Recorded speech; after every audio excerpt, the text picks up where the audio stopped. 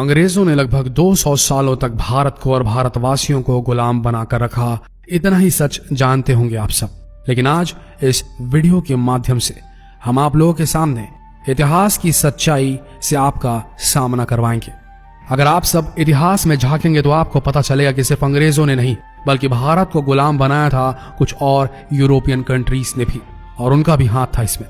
जिसमें सबसे पहले नंबर पर आता है पुर्तगाल, दूसरे नंबर पर आता है फ्रांस, तीसरे नंबर पर आता है डच और चौथे नंबर पर आता है हॉलैंड, और फिर अंत में पांचवें नंबर पर आते हैं ब्रिटिशर्स यानी कि अंग्रेज। अगर आप पुर्तगाल से लेकर ब्रिटिश शासन तक भारत का इतिहास देखेंगे तो आपको पता चलेगा कि इन लोगों ने टोटल मिलकर भारत को 449 सालों तक गुलाम बनाकर रखा था, जिसमें सबसे ज्यादा अंग्रेजों ने हम पर राज किया।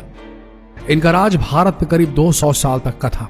ये सब बातें जानकर कभी न कभी कहीं न कहीं आपके मन में तो ये सवाल जरूर आया होगा कि ऐसा क्या कारण था कि हमारे देश को गुलामी करनी पड़ रही थी, और ये किसकी वजह से हुआ, कब हुआ, कैसे हुआ, और कौन वो पहला लुटेरा था जिसकी बुरी नजर भारत पे पड़ी। तो दोस्तों, आपके इन सभी सवालों का जवाब हमने इस वीडियो में काफी डिटेल से दिया है। तो आप सबसे रिक्वेस्ट है कि इस वीडियो को अंत तक जरूर देखें और पसंद आए तो इसे शेयर करना ना भूलिए।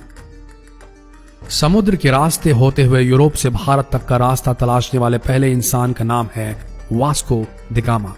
और आपको बता दें, यही वह पहला लुटेरा है जिसकी बुरी नजर भारत पर पड़ी थी। इसकी वजह से भारत को यूरोपियन देशों की गुलामी करनी पड़ी थी।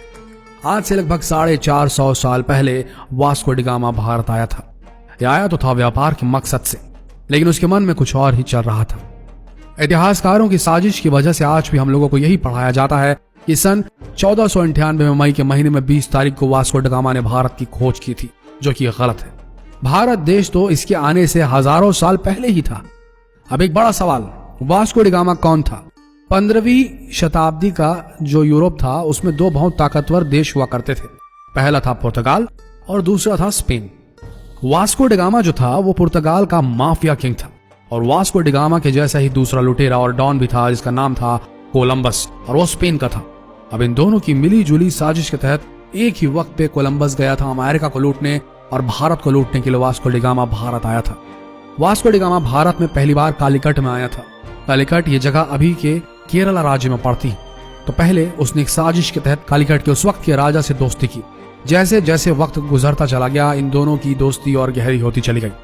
कालीकट के राजा जमोरिन ने वास्को ड गामा को अपने राज दरबार में एक अहम मंत्री का दर्जा तक दे दिया, लेकिन वक्त खुद कुछ और ही मंजूर था। एक दिन वास्को ड गामा ने साजिश करके जमोरिन को मारकर उसकी गद्दी छीन ली और खुद कालीकट का राजा बन गया। राजा बनने के बाद उसने राजकोष को लूटना शुरू किया। अब आपको बता दें कि राजकोष उसे कहते हैं जहां पर राज्य भर का खजाना रखा जाता था। आप सभी लोग चौंक जाएंगे कि ये जानकर कि जब वास्को ड गामा पहली बार भारत को लूटकर पुर्तगाल वापस जा रहा था तो उसके पास करीब 7 समुद्री जहाज भर के सोने की अशर्फियां थी। सोने की अशर्फियां यानी कि सोने के बड़े बड़े सिक्के।